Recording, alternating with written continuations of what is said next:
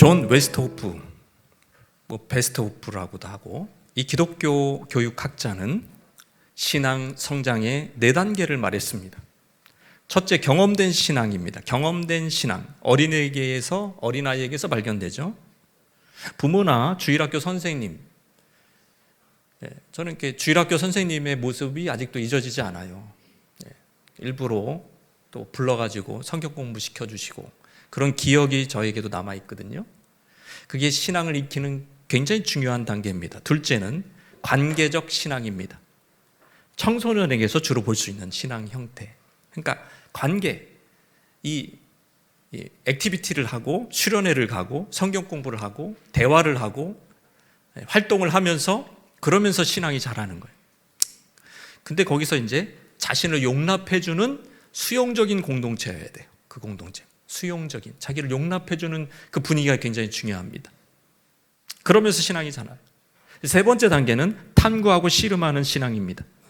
청년들에게서 볼 수 있는 신앙 형태입니다. 청년들은 어릴 때부터 익히고 그 좋은 공동체 속에서 배운 신앙을 다 받아들이는 게 아니에요. 거기서 의문을 갖기 시작해요. 탐구하기 시작합니다. 하나님이 과연 어떤 분이신가? 예수님의 그 역사성은 사실인가? 성경 이야기가 사실인가? 이런 신앙의 본질들을 고민하기 시작해요. 영적 갈등이 시작되는 거죠. 창조가 맞냐? 진화가 맞냐? 이런 고민을 그때 이제 하는 거예요. 그때. 당연히 창조인 줄 알았는데 배우다 보니까 막 진화론을 배우다 보니까 이제 청년 때는 그 생각을 하는 거예요. 마지막 단계는 자신의 신앙입니다. 자신의 신앙. 이제는 갈등도 안 해요. 이제 확실히 내 신앙이에요. 예수님이 누구시고 뭘 하셨고 나에게 어떤 분이라는 그런 신앙 고백이 확실해지는 거죠. 자, 이렇게 신앙이 단계별로 성숙된다. 여러분, 사도 요한도 이 신앙의 성장 단계를 말했습니다. 사도 요한이 늘 편지를 쓰면서 호칭이 이렇거든요. 자녀들아, 나의 자녀들아, 이런 호칭을 썼어요. 근데 특이하게도 오늘 본문 이 단락만큼은 3가지 호칭이 존재해요. 세 가지로 불려요. 어떻게 부르고 있어요? 자녀들아, 아비들아, 청년들아, 이렇게 부르고 있어요. 자녀들, 아이들 요걸 이제 같이, 물론 헬라어는 다르지만 같이 본다면 세 부류예요. 자녀들, 아비들, 청년들입니다. 요한은 평소에 사용하던 호칭을 사용하지 않고 굳이 대상을 구분한 이유가 뭘까요? 이게 나이에 따른 구분이든 또는 신앙 성숙에 따른 구분이든 간에 그 단계별로 그 수준에 맞는 영적으로 더 집중해야 될 어떤 진리, 그게 어떻게 과업이라고 볼 수가 있죠. 집중해야 될 뭐가가 있다는 거죠. 신학자 F.F. 브루스의 주석처럼 그리스도의 삶에 주어지는 영적 상태가 다 다르다. 우리의 영적 상태가 다 다르다. 수준이 다르다. 이거. 상태뿐만 아니라 수준이 다르다. 그런 신앙의 성숙도에 따라서 뭐에 더 집중해야 되느냐? 그거를 가르친 것이라 본다. 유아는 유아에 맞는 발달 과업이 있지 않습니까? 힘을 써서 일어나야 되고, 그죠? 엎드리는 것부터 시작 벌떡 일어나야 되고, 청소년기에는 어느 정도의 자율이 주어질 때 그거에 대한 책임을 져야 되는 과업이 있어요. 그때 막 우쭈쭈 해주면 안 되는 거예요. 마찬가지로 영적 성장에 따른 과업이 시기마다 다릅니다. 3가지 과업이 이미 그리스도 안에서 성취되었지만 우린 연약하잖아요. 그러니까 진리와 현실은 좀 갭이 있는 거예요. 그거를 이제 우리가 그 과업으로 삼고 그 갭을 줄이는 연습을 해야 된다. 훈련을 해야 된다. 이 같은 문제를 요한은 놓치지 않습니다. 그렇다면 사랑하는 성도 여러분, 영적 성장의 과정에서 꼭 필요한 믿음은 뭐냐? 영적 성장의 과정에서 꼭 필요한 믿음은 뭡니까? 한번 따라 하시겠습니다. 죄사함의 확신. 죄사함의 확신이 필요해요. 죄사함의 확신. 요한일서 2장 12절 말씀입니다. 죄사함의 삽심. 같이 읽겠습니다. 자녀들아, 내가 너희에게 쓰는 것은 너희 죄가 그의 이름으로 말미암아 사함을 받았음이요. 지금 현재 편지를 쓰는 이유가 너의 죄가 그의 이름으로 말미암아 사함을 받았다. 특별히 자녀들에 대해서, 자녀들아, 테크논, 이 헬라어는 부모에 의한 출생을 전제로 한 말입니다. 요한 서신에서는 거듭난 자녀를 가리킬 때 자녀들아 이렇게 얘기합니다. 사도 요한은 거듭난 자녀에게 편지를 쓰는 이유가 너희 죄가 그의 이름으로 사함을 받았기 때문이다. 이때 사함 받았다라는 동사 예전에 자세히 연구한 적이 있어요. 여러분과 나눴는데 시제를 보겠습니다. 현재 완료형이에요. 오늘은 이 포인트가 굉장히 중요해요. 뭐라고요? 사함을 받았다. 현재 완료다. 시험에 나옵니다, 이거. 과거 어느 시점에서 예수를 믿었어요. 그런데 그 영향력이, 그 동작이 지금 어디까지 영향력을 미치고 있는 거예요? 현재까지 효과가 있는 거예요. 죄사함을 과거에 받았다고요. 그런 현재까지 죄사함의 효과가 있는 겁니다. 그게 현재 완료예요. 너희들이 거듭날 때부터 받은 죄사함이 지금도 효력이 있다는 어법을 일부러 사도 요한이 사용했어요. 여러분, 우리가 언제 죄사함 받았습니까? 예수 믿을 때부터 죄사함 받은 거예요. 여러분, 거듭났다라는 의미 자체가 거듭 두 번이 아니고 사실은 예수님이 의도한 의미는 위로부터 태어났다는 얘기예요. 위로부터 태어났다. 그게 죄사함입니다. 예수님은 자기 피로써 죄사함을 얻게 하는 새 언약을 세우셨어요. 바울은 그 아들의 피로써 피로 말미암아 죄사함을 받았다고 말했습니다. 그의 피로 말미암아 속량 곧 죄사함을 받은 것입니다. 예수님은 죄인을 위한 완전한 대속물이 되셨습니다. 그 이름을 믿는 자들은 죄에 대한 책임, 그 죄책이라 그러는데 거기서 완전히 자유케 되는 거예요. 죄책에서 자유케 되는 거예요. 벗어난 거예요. 사도 요한은 너희 죄가 그의 이름으로 말미암아 그래서 사함을 받았다. 문제는 오늘날 성도들이 예수 믿을 때 받은 죄사함을 끝까지 확신하지 못한다는 점입니다. 죄사함을 받았지만 과거의 실수, 철없는 행동, 다양한 죄책감 때문에 죄사함을 지금은 확신할 수 없는 지경에 이른 거예요. 처음 믿을 때는 죄사함 받은 것 같았지만 지금은 아닌 것 같다. 왜? 나는 선을 넘었거든. 그래서 마귀한테 정죄를 당하고 있어요. 십계명을 어겼든지 과거에 뼈아픈 실수를 했든지 남에게, 특별히 사랑하는 가족에게 용서받지 못할 죄를 저질렀든지 동정은 가요. 이해는 가요. 그러나 그것도 죄입니다. 예수 믿을 때에 죄사함 받았다라는 거 믿지 않는 것 자체가 그 불신이 성경에서 말하는 가장 큰 죄예요. 우리가 생각하는 그 죄가 가장 큰 죄, 본질적인 죄가 아니라 불신 자체가 죄예요. 예수 안 믿는 것 자체가 죄라고. 처음 믿을 때에 죄 용서받은 자녀들이, 여러분 예수님 뭐라고 얘기하죠? 제자들에게 이런 표현을 써요. 온 몸이 깨끗하다. 너희 온 몸이 깨끗하니 발만 씻으면 된다. 그 피로가 발밖에 씻을 필요가 그거밖에 없다는 거예요. 만약에 지은 죄가 있거들랑, 그죠? 죄를 자백함으로 더러운 발만 씻으면 된다. 예수님의 표현이에요. 온몸이 깨끗함을 믿기 때문에 더러워진 그 부분을 씻을 수 있는 복원력이 생기는 것이다. 여러분이 지금 오늘 샤워를 어젯밤이나 하고 오셨을 거예요. 이유가 뭘까요? 샤워하는 이유가 여러분 왜 샤워하고 왔습니까? 더럽기 때문에? 그것도 맞는 말이지만 조금 더 생각해 보면 더럽기 때문에 샤워한 게 아니고 깨끗함이 무엇인지 체감하고 그 깨끗함을 누려봤기 때문에 샤워를 한 거예요. 여러분, 밖에서 여름에 아주 건설 노동자예요. 노동한 박 씨는 먼지와 땀으로 막 지금 찌들었어요. 냄새가 나요. 그대로 잡니까? 그대로 자기를 거부하고 샤워를 합니다. 몸이 더러워서 샤워한다는 말도 맞지만 더 분명한 의미는 원래 깨끗했기 때문에 샤워를 하는 거예요. 근데 십수년간 샤워한 적이 없는 김 씨, 죄송합니다 김 씨들에게, 이 김 씨는 몸이 더러워졌다고 샤워하지 않아요. 왜냐하면 10년 전에도 샤워를 안 했거든. 더럽다고 샤워하는 게 아니에요. 더럽다고 원래 더러웠는데 뭘 또 샤워를 해. 나는 원래 더러운 몸이야. 샤워할 필요도 없어. 그리고 그대로 자는 거예요. 또 밖에서 밖에서 또 자는 거예요. 그냥 만일 이 어린아이 단계에서 그 이름을 믿을 때 이미 죄사함 받았다라는 진리를 확신하지 못한다면, 내가 예수 믿을 때 죄사함 받았어 라는 진리를 확신하지 못한다면 이런 현상이 똑같이 일어납니다. 원래 더러운 죄인이야. 오늘 죄 하나가 추가됐어. 나 원래 시꺼둥인데 까만 게 하나 더 묻었어. 여러분, 간의 기별도 안 갑니다. 원래 더러웠으니까 대수롭지 않습니다. 회개할 마음도 없는 거예요. 처음 믿을 때 받은 죄사함의 확신이 없는 인생이 이렇게 무섭게 망가져요. 반대로 신앙의 시작부터 죄사함의 확신이 있는 사람은 깨끗하다는 걸 알아. 원래 깨끗해. 근데 지금 뭔가 더러운 게 들어왔어. 더러운 행동을 통해서, 더러운 어떤 행위를 통해서 뭔가 더러운 게 들어왔어. 분하고 속상합니다. 그렇게 분할 수가 없어요.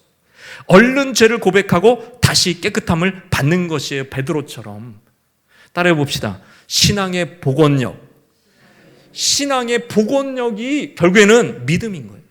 베드로는요, 몇 시간도 안 돼서 회개했어요. 죄가 들어오니까, 아주 큰 죄예요. 그거를 가룟 유다처럼 또 품고 끙끙거리고 또 안고 또 그냥 이게 뭔가 체했는데 그럼 죽는 거예요. 그냥 가룟 유다 계속. 여러분, 그게 불편하다는 것을 아는, 이미 깨끗함을 체험한 그 베드로한테도 예수님이 깨끗하다 그랬잖아요. 제자들한테. 깨끗함을 아는 그 베드로는요, 얼른 토해내는 거예요. 여러분, 이게 회개예요. 회개는 누가 할 수 있습니까? 회개는 누가 할 수 있어요? 원래 깨끗함을 아는 자, 누린 자가 회개할 수 있는 거예요. 죄의 자백은 누가 할 수 있다고요? 이 복원력이 엄청 빠른 거예요. 깨끗함을 누려온 자가 빨리 회복합니다. 빨리 회복하는 거예요. 여기서 하나 더 추가하자면 그리스도의 이름입니다. 그리스도의 이름은 내 모든 생애의 죄를 용서받는 근거가 됩니다. 분명히 요한은 우리 죄가 그의 이름으로 말미암아 용서받았다라고 표현했습니다. 죄사함의 근거는 예수의 이름입니다. 주께서 흘린 피로써 우리가 죄사함 받은 거예요.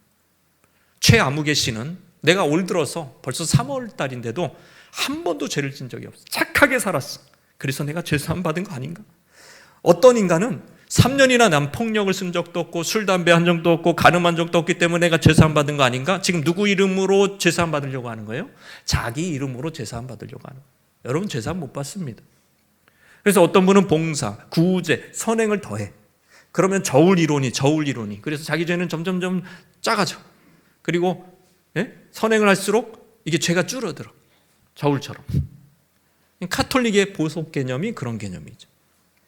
이런 인생들은 그래, 죄 안 지은 사람처럼, 죄 씻음 받은 사람처럼 살 수도 있어요.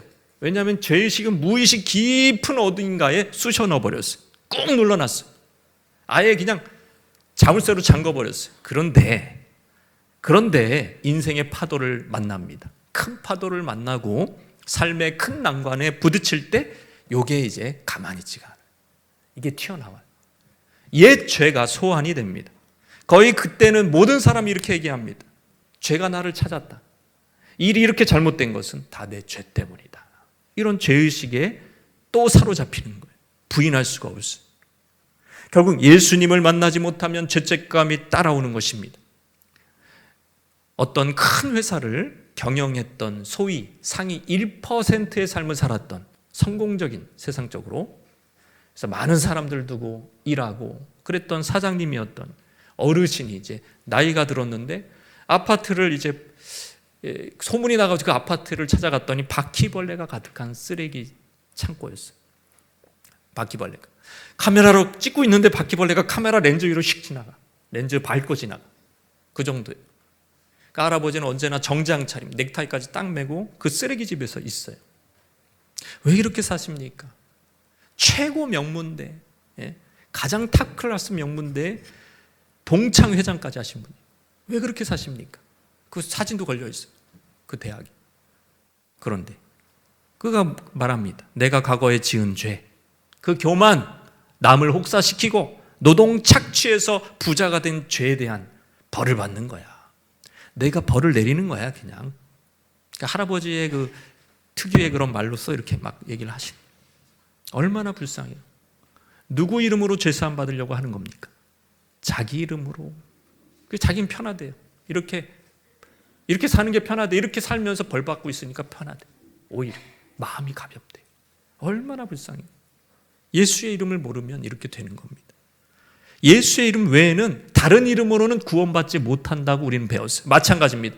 예수 이름 외에는 다른 이름으로는 죄사함 받지 못해요. 그걸 우리는 확신하는 거예요. 이 단계, 이 확신의 거하여서 신앙인 복원요. 재빨리 회개하고 깨끗한 상태를 오래오래 유지하는 바로 그 사람이 바로 어린아이 수준을 견고히 하는 사람.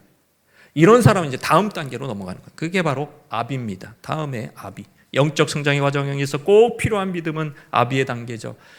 한번 읽어보겠습니다. 아비의 단계. 그리스도와의 사귐을 확신. 네, 두 번째는 그리스도와의 사귐. 내가 그리스도와 사귄다는 것을 믿는 자예요. 그걸 안 믿는 사람도 있다는 얘기예요. 내가 삶 속에서 삶의 전삼, 내가 경제생활을 하든 가정생활을 하든 교회 생활을 하든 그리스도와 사귀고 동행한다라는 확신이 있는 거예요. 그게 없는 사람도 있다는 거예요. 이게 바로 성숙한 그리스도인이라는 거예요. 요한일서 2장 13절 말씀 이렇게 얘기하고 있습니다. 시작. 아비들아, 내가 너에게 쓰는 것은 너희가 태초부터 계신 이를 알았으며 그랬어요. 굉장히 특이한 표현. 태초부터 계신 이를 알았으며. 이미 옛날에도 알았고 지금까지 완료형입니다. 알아왔다는 거예요. 이게 바로 성숙한 성도들이다. 아이의 단계에서는 죄사함의 확신이 견고해야 돼요. 아이의 단계에서는 여러분 14절을 보시면 아이들아 내가 너에게 쓴 것은 너희가 아버지를 알았으며 이렇게 나와요. 비슷한 것 같은데 뭐가 좀 달라요.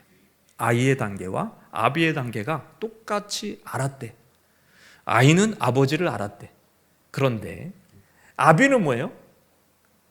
태초부터 계신 이를 알았대요. 똑같아요. 알았다는 것도 똑같고 다 똑같은데 뭘 알았냐? 다시 한번 14절 하반절. 아비들아 내가 너에게 쓴 것은 14절 하반절. 아비들아 시작. 내가 너에게 쓴 것은 너희가 태초부터 계신 이를 알았으며. 아비들은 죄사함의 기쁨을 유지할 뿐만 아니라 태초부터 계신 이를 아는 자다. 요한이 말한 태초부터 계신 이는 누굴까요? 1번 성부 하나님, 2번 성자 예수님, 3번 성령님. 누굴까요? 예? 태초부터 계신 이 누굴까요? 여기서 요한이 의도한 것은 예수님입니다. 예수님이에요. 예수님. 성자 예수님이라고요. 여러분 그리스도 이 태초부터 계신 이라는 표현은 지금 문맥을 봐도 그렇지만 이 표현 자체가 요한복음에서도 그리스도를 가리키는 요한의 전문 용어예요. 태초부터 계신 이는 요한이 요한복음서에 말한 바로 로고스이신 말씀이신 예수님입니다. 한번 읽어볼까요? 요한이 말한 태초부터 계신 이는 예수 그리스도의 선제성과 영원한 신성을 강조한 묘사다. 태초부터 계셨다는 얘기는 피조물보다 앞서 계신 분이라 신성을 얘기합니다. 하나님이란 얘기죠. 예수님이 하나님, 시간적으로 보나 본질적으로 보나 처음부터 계신 분이다. 그러므로 아비들은 태초부터 하나님과 함께 교제하신 예수 그리스도를 아는 자, 안다는 얘기는 또 관계적인 용어예요. 관계를 맺고 사적으로 교제한다는 뜻입니다. 이 안다는 일부러 기노스코라는 헬라어를 썼어요. 지식적으로 아는 알미 아니라 관계적인 알미다. 요한 1장에서 나온 것처럼 눈으로 보고 귀로 듣고 손으로 만진 코이노니아의 교제를 말하는 거예요. 그게 아비다. 그런 성숙한 신자들이 교회 안에 지금 많아야 되는 거예요. 많아야 돼요. 맨날 죄사함 또 죄를 졌네, 주님 용서 받았네, 말았네, 맨날 이런 거 가지고 이런 단계에 있는 어린아이들만 100명 중에서 어린아이들만 99명이야. 교회가 힘들어요.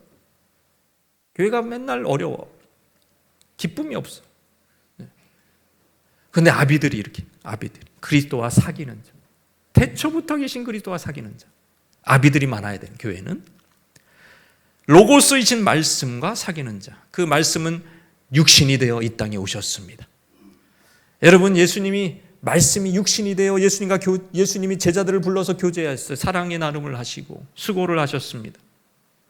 복음을 증거하셨습니다. 육성으로 소리를 내시면서 말씀을 전파하시고 손으로 터치하시면서 문둥병자를 고치신 거예요. 그런데 왜 이 얘기를 하냐? 요한이 왜 태초부터 계신 예수 그리스도를 자꾸 얘기합니까? 초기 영지주의 거짓 교사들은 육체로 오신 예수님에 부인했고 그분의 인성을 부인했기 때문에 그래요. 이게 되게 중요합니다. 그러니까 정신은 거룩하고 물질은 악하다는 이원론적 사상에 빠진 헬라인에게 딱 맞춤형 교리가 된 거예요. 헬라인들은 그거 좋아해.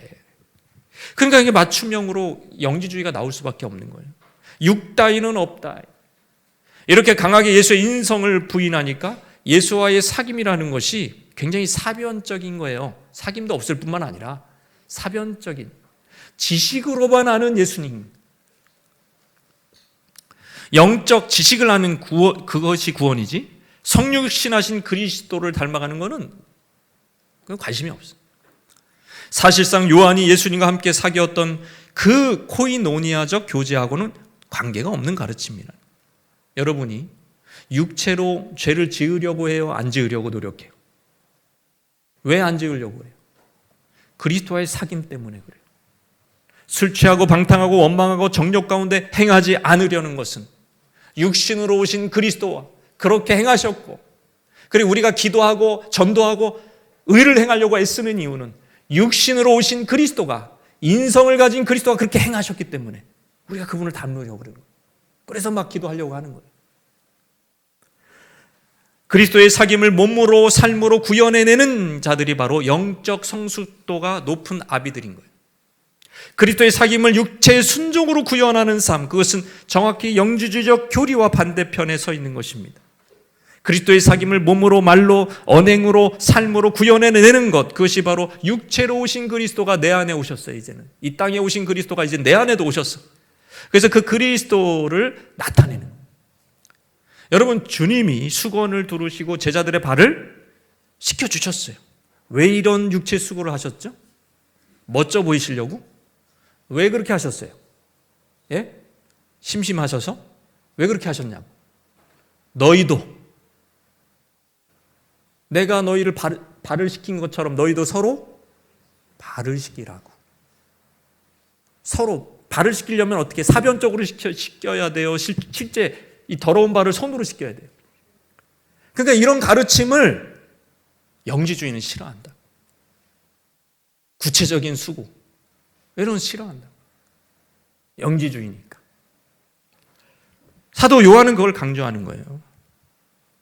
영지주의는요, 그냥 가르치는 예수 인정해. 그러나 순종을 요구하고 삶으로 이렇게 발을 씻기고 더러운 발의 때를 닦아주는 그런 거는 안 가르쳐. 서로 사랑하라는 것은 절대 안 가르쳐. 그래서 지금 계속해서 영지주의를 깨기 위해서 사도 요한은 서로 사랑하라. 계속 사랑하라. 성육신하신 예수님은 기적과 이적으로 메시아적 표적을 보여줬을 뿐만 아니라 사랑의 수고를 다하셨고 십자가 희생으로 사명을 완성하셨죠. 그 그리스도가 이제 우리 안에 오셨어요. 그럼 우리는 어떻게 될까요? 그리스도가 거하세요. 그럼 신자의 삶 속은 어떻게 될까요? 신자의 삶 역시 기적과 치유, 지혜와 능력, 사랑과 수고, 희생을 다하는 그러한 삶이 되는 것입니다. 반면에 영지주의적 신학에 물든 가르침은 어떻게 될까요? 이미 2000년 전 메시아의 표적은 그대로 끝났다라고 얘기하는 거예요. 기적과 이적은 끝났다. 성령의 은사도 끝났다. 근데 문제는 그렇게 가르치는 교회들은 한 가지 특징이 나타나요. 표적과 병고침만 끝나는 게 아니라 이상하게도 그런 교회는 사랑과 수고와 희생마저 희미해져 버린다는 사실. 특이하죠. 깨닫는 신앙으로 충분하다고 가르칩니다. 뭘 아십니까? 뭘 배우셨습니까? 뭘 외우셨습니까? 사도신경 외우셨습니까? 주기도문 외우셨습니까? 교리를 아십니까? 물론 중요하죠. 그러나 영지주의적 교리에 빠진 교회들은 그리스도와의 인격적인 사귐은 별로 강조하지 않아요.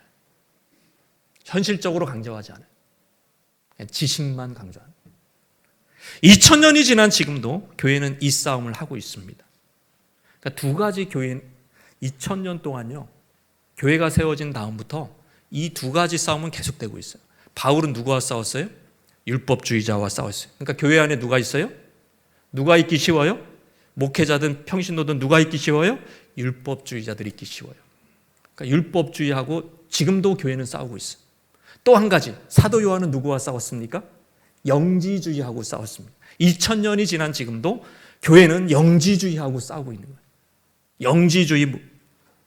그저 교리를 이해하고 암송하고 지식으로 깨닫고 제자 훈련만 하면 그것이 그리스도와의 사귐이라.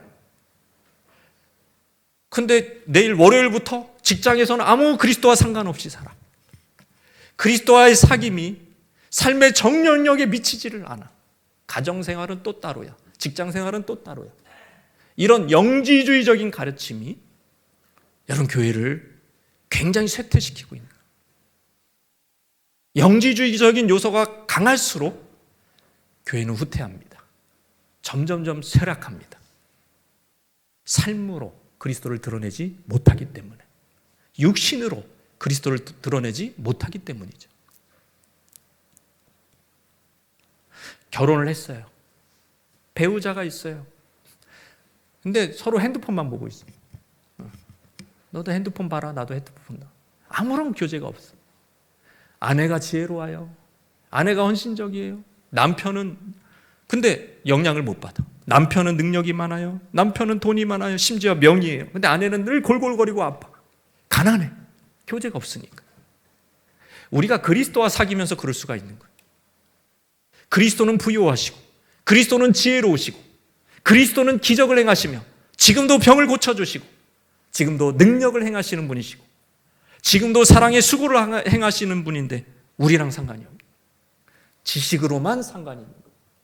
내가 깨달았다 이거. 그거로만 상관이 있는 거예요. 그게 바로 현대판 영지주의의 폐해라는 점 기억하십시오. 실제로 많은 교회들이 그러고 있습니다. 아비들은 그리스도와 사귀다가 얻은 경험, 체험이 퇴적증처럼 무수히 축적되어 있어요. 체험신앙입니다. 아비들. 말씀하신 그대로 삶 속에 자기가 실천해봤고 이루어지는 것을 경험했단 말이에요. 기도응답의 체험, 신적인 지혜로 난관을 이겨낸 체험, 신유의 은사로 죽을 고비를 넘긴 체험, 성령의 능력을 받아 담대해져서 사명을 감당한 체험, 불신자를 전도한 체험. 이런 체험신앙이 그 사람이 대단한 게 아니고 뭐 때문에 가능한 거예요? 성육신하신 그리스도. 그 안에 임하신 그리스도가 이 땅에 성육신하셔서 행하신 그 일을 그대로 그 사람 안에서 행하고 그거에 순종했기 때문에 이것이 영지주의적 가르침과 다르다는 거예요.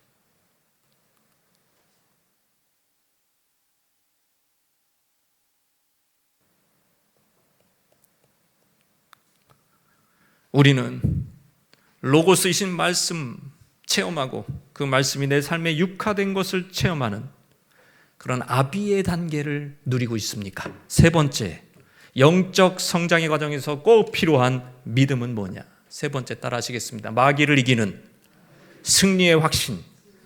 이게 이제 이 청년들아, 그래서 청년들을 좀 무시하는 경향인데 여기 지금 맨 마지막에 나와 있어요. 맨 마지막에 나와 있다는 게 제일 중요하다는 얘기예요. 그리고 분량도 많아요. 자, 13절, 14절 말씀입니다. 시작. 청년들아, 내가 너에게 쓰는 것은 너희가 악한 자를 이기었음이라. 14절, 청년들아, 내가 너에게 쓴 것은 너희가 강하고 하나님의 말씀이 너희 안에 거하시며 너희가 흉악한 자를 이기었음이라. 특이해 보이죠? 청년들이 맨 마지막에 나. 그러니까 여기서 막 학자들은 엄청 고민하고 헷갈려해요. 왜 이상하게 이렇게 그냥 아이, 청년, 아비 이렇게 나오면 되지. 이렇게 지금 바꿔놔가지고 헷갈리게 만듭니다. 사실상 청년은요, 아비보다 하나님 나라에서 더 큰 역할을 감당합니다. 그 이유는 구약에서 찾아볼 수가 있어요. 가나안 땅을 점령하기 위해 군대로 뽑혀 계수된 자들의 연령은 청년들이에요. 여호와의 군대는요, 주 구성원이 20세 이상으로 싸움에 나갈 만한 강한 자라고 얘기하고 있어요. 그러니까 자기 몸도 가누기 힘든 사람들은 여기서 탈락이에요. 싸워서 이길 수 있는 사람이어야 돼요. 성전에서 봉사하는 나이, 레위인과 제사장들의 나이는 견습이 25세부터 시작되고 30세, 보통 30세에서 50세까지 봐요. 그 다음에는 뒤에 물러나서 코칭하는 거예요. 노인들 보기에는 다 청년들이죠. 현대사회에서도 마찬가지입니다. 언제 군대 끌려가는 거예요? 뭐 끌려가지는 않죠. 언제 군대 끌려가야 돼요? 언제 군대 가야 돼요? 60세? 70세? 아이고, 살 날이 오래 안 남으셨으니까 법을 바꿔서 70세부터 합시다. 우리 80세부터 합시다. 천만에. 그 기준이 아니에요. 강한 자가 가야 돼요. 강한 자. 육체적으로 가장 강한 나이 20살, 21살, 25살, 23살, 27살, 20대가 가는 거예요. 군대에. 여러분 여기서도 강한 자죠. 강한 자. 여러분 산업 현장, 경제 현장이 전쟁입니다. 여러분. 전쟁터예요. 전쟁터. 총으로 하는 전쟁이 아니라 돈으로 하는 전쟁이에요. 머리로 하는 전쟁이에요. 기술로 하는 전쟁이잖아요. 여러분 거기서 그 산업 일꾼 몇 살입니까? 예? 몇 살이에요? 보통 젊은이에요. 젊은이. 퇴직해야 돼요. 나이 들으면. 아니 더 연륜도 많고 더 능력도 많은데 그 퇴직해야 돼. 이상하잖아요. 젊은이들이에요. 중요한 것은 이거예요. 이걸 얘기하려고 하는 거예요. 무엇보다 교회의 최전방에서 적의 공격을 막아내는 자들이 바로 영적 청년들인 거예요. 영적 청년들. 한번 띄워주세요. 무엇보다 교회의 최전방에서 적의 공격을 막아내는 자들이 누구라고요? 영적 청년들이에요. 청년의 영적 상태는 악한 자가 싸우기에 최고로 강할 때입니다. 그들을 향해 강하다고 표현한 이유예요. 영적 전쟁에서도 그 강함은 발휘가 되는 거예요. 육체적 강함이 아니에요. 어둠의 영과의 싸움에서의 강함입니다. 그래서 13절에 악한 자를 이기었습니다. 14절에 흉악한 자를 이기었습니다. 영적 최고의 수준은 로고스이신 예수님과 교제하는 수준을 그거를 넘어서 그거를 다져서 그 단계를 다져서 이제 그 말씀이 그 속에 거함으로 강한 자가 돼서 마귀와 흉악한 자와 격돌하는 최전방에 서는 사람, 그게 바로 청년입니다. 청년. 여러분 사도 바울 역시 강해지는 것, 말씀, 사탄과의 전투를 연결시켜서 우리가 배운 에베소 6장 10절 11절에 이렇게 얘기하고 있습니다. 시작. 끝으로 너희가 주 안에서와 그 힘의 능력으로, 여기서 뭐라 그래요? 강건해지고, 11절에 마귀의 간계를 능히 대적하기 위하여 하나님의 전신갑주를 입으라. 사도 요한의 의미는 같아요. 세 가지가 다 나와요. 강해져라. 또 하나는 흉악한 자, 마귀 나오고, 또 하나는 전신갑주가 뭡니까? 하나님의 말씀이잖아요. 그러니까 말씀 세 가지 다 나와요. 끝으로 이게 중요하다는 거예요. 그리스도의 능력으로 강건해지고 이 강인한 체력이 뒷받침되면 마귀와 싸워야 된다는 거예요. 그 싸우는 무기는 하나님의 말씀이라는 겁니다. 결국 영적 청년들은 하나님 나라의 천병들입니다.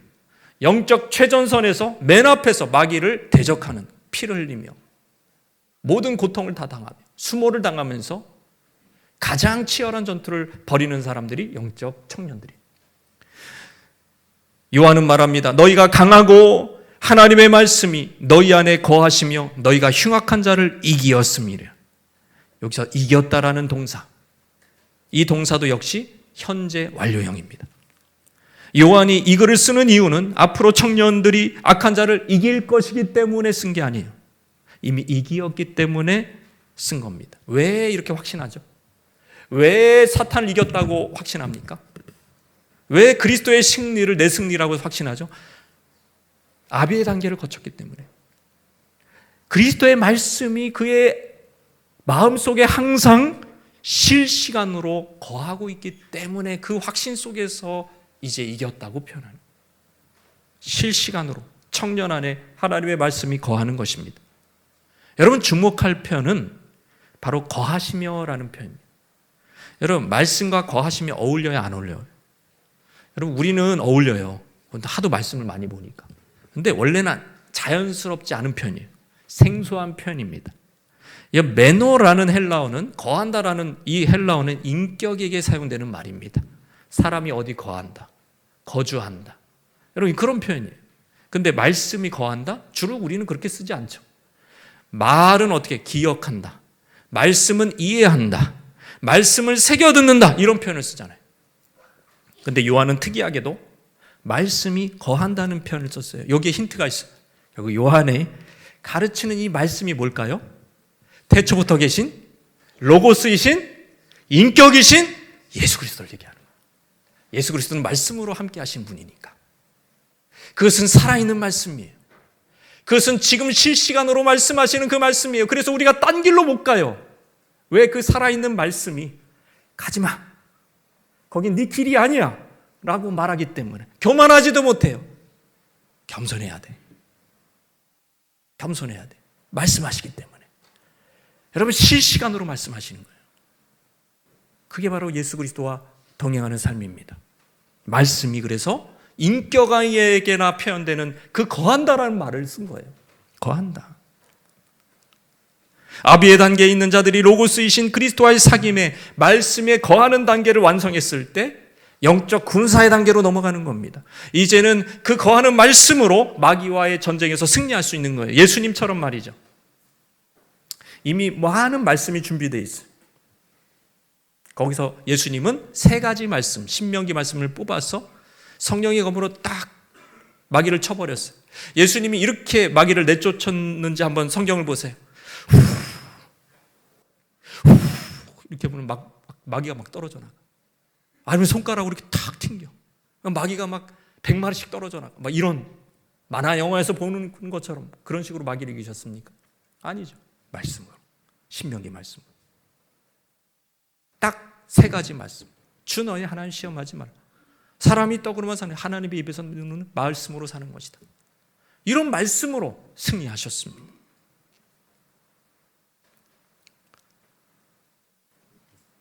여러분, 우리가 학생들이 보캐블러리, 영어를 잘하려고 보캐블러리를 열심히 봐요. 센턴스, 문장을 암기를 합니다. 그래요, 안 그래요? 그래요, 안 그래요? 열심히 그거 하고 있는 거예요. 열심히 보캐블러리, 센턴스, 얼마나 그거 외우는데 어렵습니까? 근데 막상 이제 미국인을 만났어요. 지금 뭘 말을 해야 돼. 지금 상황에 맞는 말을 해야 돼. 우리의 안타까움이 뭡니까? 저만 안타까운 거. 여러분은 안타깝지 않으신가요? 저는 매우 안타까워요. 이게 조합이 안 돼, 조합이.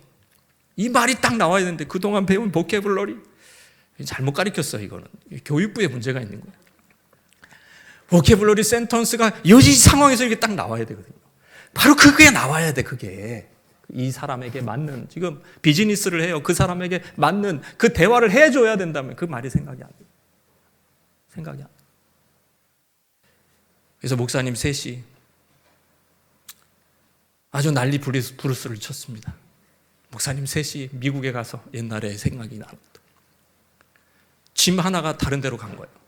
다른 항공으로 가버렸어. 제대로 붙였는데. 그 목사님이 막 그 셋이 달라붙어서 그 짐을 찾으려고 나름 영어를 막 설명을 하면서 이게 그 짐이 저기가 갖고 이게 원래 제대로 붙였는데 왜 이게 지금 짐이 안 나와서 이게 이상한 짐만 지금 이게 모양이 비슷하다. 근데 우리 짐이 아니다. 우리 어떻게 해야 되냐? 별짓을 다 했는데 안 되더라고. 못 알아듣더라고. 너무 처참한 심령으로. 말이 되는 옆에 있는 주님의 천사를 의지해서 위기를 모면한 기억이 납니다. 여러분, 우리 영적 전쟁이 이렇다니까. 많이 알아. 근데 그리스도의 말씀이 거하지 않아요. 그런 실제 마귀는요, 빨간 옷을 입고 왔어요. 그럼 빨간 무기를 써야 되거든요. 근데 아무 무기나 써. 그냥 못 이겨요. 마귀를 못 이겨. 까만 옷을 입고 왔어. 그럼 까만 거 써야 되거든요. 근데 빨간 거 가져와. 못 이겨요, 여러분. 그게 영적 전쟁의 현실입니다. 정확한 말씀이 들어가야 돼요. 정확한 보캐블러리와 그 센턴스가 들어가야 돼요. 그럼 이게 가능한 이유가 그리스도와의 교제예요. 그리고 그리스도의 말씀이 우리 안에 거하시며. 할렐루야. 여러분 따라해 봅시다. 삶의 전 영역에서 그리스도의 말씀이 주인이 되게 해라. 가정에서, 우리의 문제가 뭡니까? 이 말씀이 가정에서는 적용이 안 돼. 정말 성실해요. 훌륭한 그리스도인이에요. 그러나 도덕적인 영역, 윤리적인 영역에서는 그 말씀이 적용이 안 돼요. 재정적인 영역에서는 자기 마음대로 살아요. 직장 생활할 때는 또 다른, 그냥 내가 배웠던 대로 그냥 직장 생활. 상사한테 배웠던 대로 직장 생활을. 이렇게 돼. 군대 가면 또 군대 문화에 맞게 나도 그렇게 행하는 거예요. 선임한테 배웠던 대로. 말씀이 거하지가 않는 거예요. 우리는 모든 상황에서, 모든 삶의 영역에서 말씀이 거하는 삶은 실시간으로 그리스도께서 인격적으로 거하시며 그분이 떠나지 않으십니다. 성령으로 함께 하십니다. 진리의 영으로 함께 하시면서 적재적소에 그 말씀을 주시기를 원하는데, 영지주의 신학에 빠진 사람은 그거 모르는 거예요. 이 부분에 대해서 강조가 없어요. 그냥 주구장창 단어 외우면 다 된대. 외우래 그냥. 다 된다고. 될 수도 있고 안 될 수도 있어. 훈련이 안 돼. 마귀와의 싸움은 그런 게 아닙니다. 그 말씀을 가지고 눈물로 기도해야 되고 엎드려야 되고 주님의 음성 들어야 되고 성령과 교제해야 겨우 하나 이기는 겁니다. 겨우 하나 이기는 거라. 영적 승리가 그렇게 해서 어렵게 나오는 건데 우리는 너무나 쉽게 영적 승리를 생각합니다. 예수님이 우리 안에 계시니까, 예수님이 마귀보다 크니까 여러분 다 이겼습니다. 여러분 마귀는 얼씬도 못합니다. 여러분 끝났습니다. 예수님 십자가에서 다 승리하셨는데 끝났습니다. 영적 전쟁 끝났습니다. 아멘? 네, 아멘. 그러면서 얻어 터지는 거예요. 직장에서 왜 내 마음대로 사니까. 건강생활도 얻어 터지는 거예요. 내 마음대로 먹으니까. 언어 생활에서 얻어 터지는 거예요. 내 마음대로 말을 함부로 하니까. 하나님의 말씀이 거하지 않는 거예요. 청년의 단계. 거하고. 그래서 여러분 그 단계가 필요해요. 뭐 교리가 필요 없다는 얘기 아니에요. 암송이 필요 없다는. 그래서 어쩌자는 거죠? 그래서 마귀와 싸우자는 거예요. 흉악한 자는 비진리로 나타납니다. 귀신은 가르침입니다. 거짓된 가르침이 나타날 때 분별해서 그 말씀과 대항, 그 거짓과 대항해서, 심지어 마귀는 성경도 인용합니다. 여러분, 성경도 인용해요. 여러분 굉장히 어려워요. 거기서 이기는 것. 그것이 하나님이 원하시는 것입니다. 저와 여러분의 영적 성숙도는 어디에 있습니까? 아직도 죄사함 확신이 필요한 때입니까? 아직도 그리스도의 사귐이 견고하지 않습니까? 아니면 여호수아처럼 뼈고 뽑혀서 하나님 나라의 천병으로 마귀와의 전면전에서 피 흘리며 싸우고 계십니까?